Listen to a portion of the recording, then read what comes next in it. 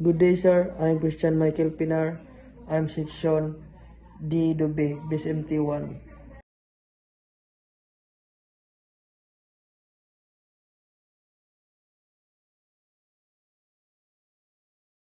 IMO Instant Stability. The International Maritime Organization (IMO) instant stability criteria are the same guidelines designed to ensure stability of the ships under normal operation condition, which is critical of ensuring safe and effective maritime transport. These criteria maritime transport are needed to prevent ship capsize or others stability related accidents where there can be catastrophic incidents for both vessels, the environment, the requirements, conditions under the IMO International Conventions on the Safety of Life Sea, SOLAS,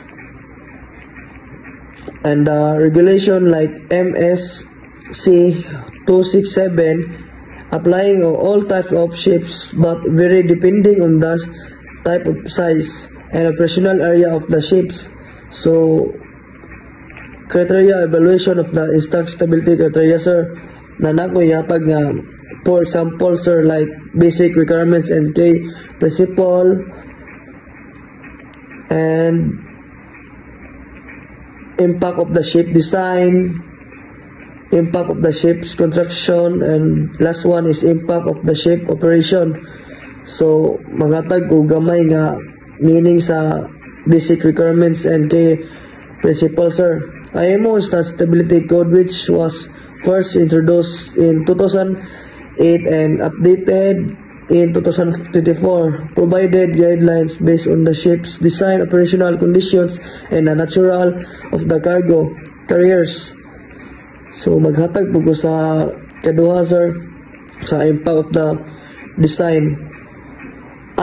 The IMO Instant Stability criteria significantly influence the design of the ships following design aspects and affected hull shapes and from the hull shapes of the hydrodynamic properties are carefully considered by minimal the ship's susceptibility international force such as waves, wind, and could affect the stability. So maghatag po ko sa number 3, sir, impact of the ship's contraction. In the terms of contractions, the IMO instant stability criteria lead to several important conditions. Materials selections, materials used to ships conductions must be robust enough for withstand dynamic forces with a composition ship stability. This includes reinforcing structures, areas prone and heavy loaded and waves impact. So maghatag po sa last, sir, number 4 is impact of the ship's operations. Loaded and unloaded process. The stability code influence of the flow of the ships loaded into intense. The cargo should be evenly distributed and not expose the ship's stability limits. So ano siya, sir, may pasabot ani sa load sa yang limit sa capacity sa yang barko ug kabugaton. Ballast water management. Effective ballast management becomes a criteria operational conditional influence stability under the various loaded conditions. Crew various loaded and ballast water carefully participate when the transitions. So moto kung taswan, sir, sa IMO. Thank you, sir.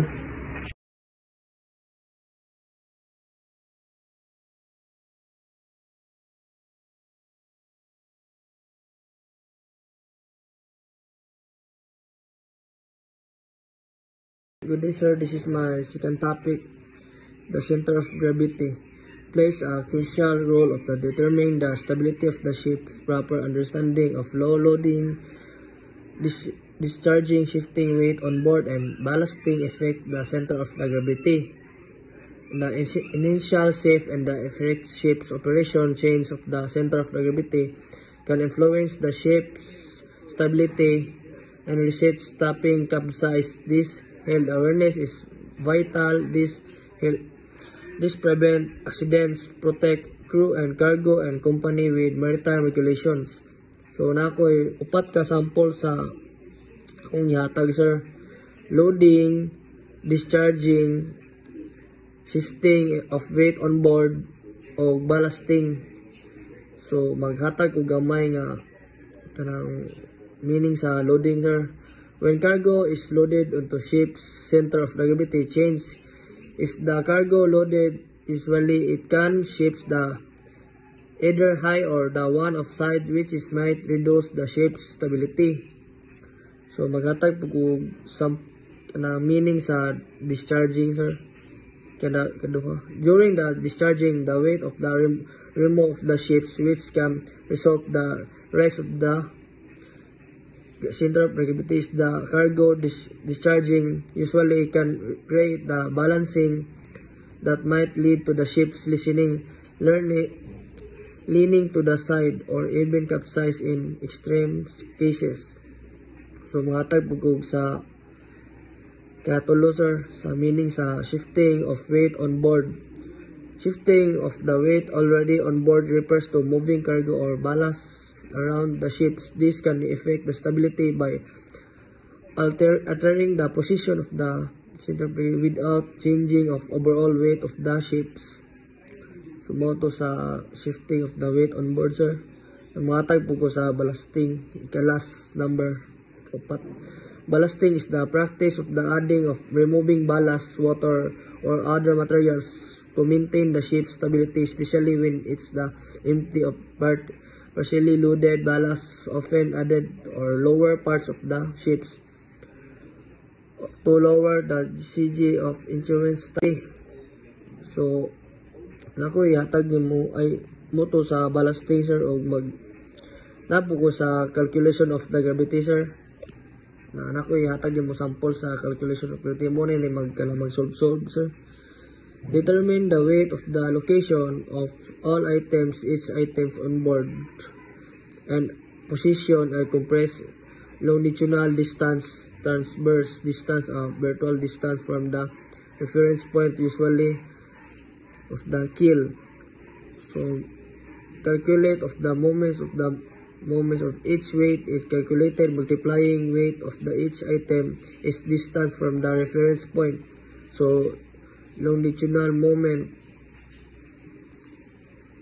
of the katulo sir, sum of the total moments each direction are summarized. Total longitudinal moment, sum of the longitudinal moments, total transverse moments, sums of transverse moments, total vertical moments, sums of all vertical moments. Number 4, calculate of the gravity, longitudinal center of the gravity. So ako lang ibutang sa ani sir, ako lang i-edit na last one sa maintain of the right center of the gravity is visual of the ship's stability, loading, discharging, shifting weight of the ballasting, all affects the ship's center of gravity of carefully calculation and monitoring required to ensure the vessel's safety. Proper training and understanding of the principles of the necessary of those involved the cargo operations to minimize risk accidents with stability. So more to kung ikahatag sir sa task to. Thank you sir. God bless.